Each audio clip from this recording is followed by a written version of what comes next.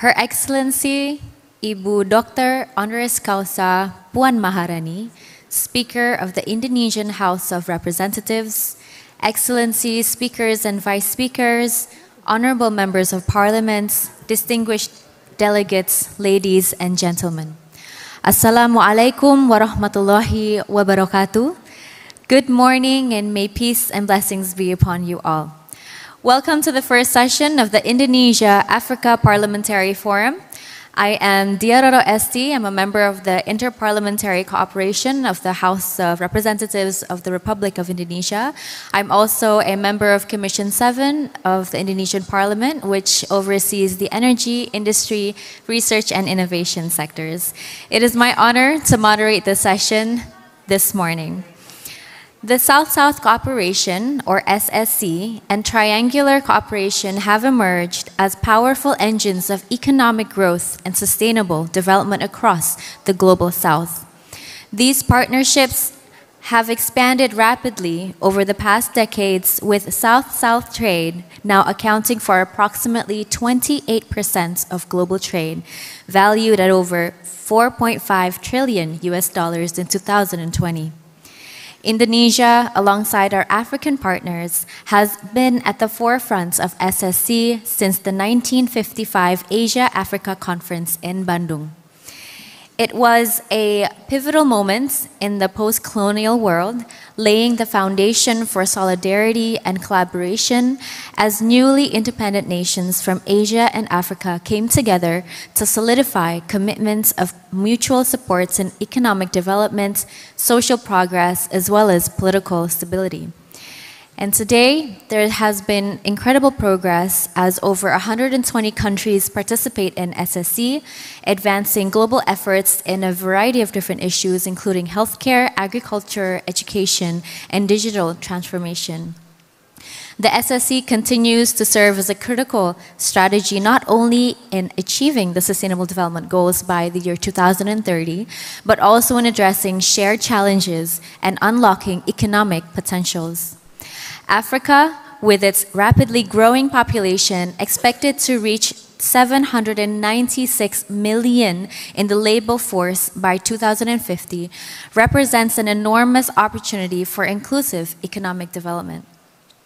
The African Economic Outlook projects that 17 African economies will grow by over 5% in the year 2024, far surpassing the global average, showcasing the continent's rising economic influence.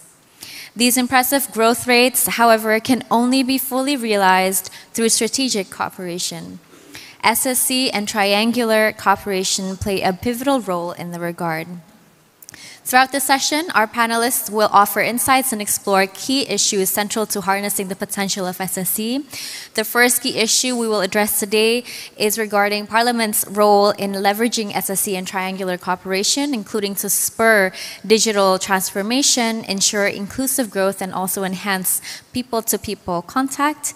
As Africa's digital economy is projected to reach around $180 billion by 2025, it is crucial for parliaments to then shape certain policies that would support this growth by investing in infrastructure, skills, as well as connectivity. And so the question we'd like to ask in this regard is, what specific actions can parliaments take to then boost SSC and triangular cooperation, and how can we ensure that these efforts are inclusive, reducing disparities, and benefiting all citizens? The second issue we'd like to address today is supporting the Africa Agenda 2063. This is a very, very important and crucial agenda, with 17 African economies projected to grow over 5% in 2025. Aligning legislative frameworks with Agenda 2063 is crucial for sustainable development. And so the big question we'd like to ask is, how can parliaments ensure that our policies and legislative measures advance this agenda, promoting a diversified and resilient economy? So let us now turn to our esteemed panelists who will share their insights on these very pressing issues. Allow me to first introduce our panelists for this session. We have Mr. Tor Marbulang Lumbantobing, Executive Director of Indonesia's Agency for International Development, or Indonesian Aid. Please, a round of applause for him. We also have Ms. Rina Setiawati, Director of International Development Cooperation at the Ministry of Foreign Affairs, Republic of Indonesia. We also have Honorable Putri Komarudin, who is the member of Committee for Interparliamentary Cooperation of the Indonesian House of Representatives, my fellow colleague here as well. And we have Honorable Webster Kotiwani Shamu, member of the Parliament of Zimbabwe. Round of applause as well.